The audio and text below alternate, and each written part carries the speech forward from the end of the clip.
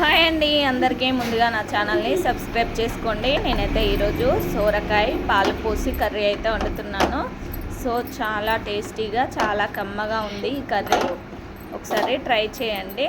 So దీనికోసమని ఒక pan పెట్టుకొని అందులో పోపు దినుసులు, వెల్లుల్లి వేసి అవి వేగాక అందులో పచ్చిమిర్చి, ఉల్లిగడ్డలు వేసి అవి కూడా బాగా వేగాక మనం ముందుగా సన్నగా తరిగి పెట్టుకున్న లేత సోరకాయ తీసుకోవాలి. దీనికైతే నేనైతే ఇంట్లో ఉండేది తీసుకున్నాను, కాస్త ముద్రింది ఇది.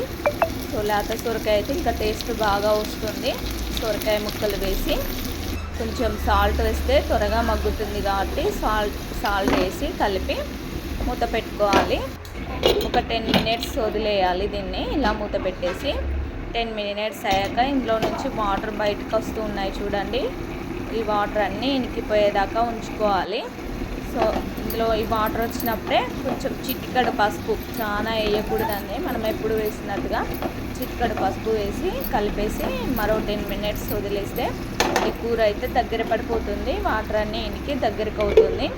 ఇలా అయినాక ఇందులో ఫైనల్గా మనం పాలు పోసి 2 మినిట్స్ హై ఫ్లేమ్లో పెట్టుకొని 2 మినిట్స్ హై ఫ్లేమ్లో పెట్టేసి ఆఫ్ చేసుకుంటే చక్కటి సోరకాయ పాలు కర్రీ అయితే రెడీ అయిపోతుంది.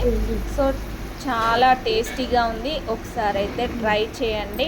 అన్నంలోకైనా చపాతీలోకైనా సూపర్గా ఉంటుంది. మేమైతే అన్నంలోనే తిన్నాము. చాలా టేస్టీగా ఉంది. సో నా వీడియో కనుక నచ్చినట్టయితే లైక్ చేయండి, షేర్ చేయండి, కామెంట్ చేయండి. Bye bye.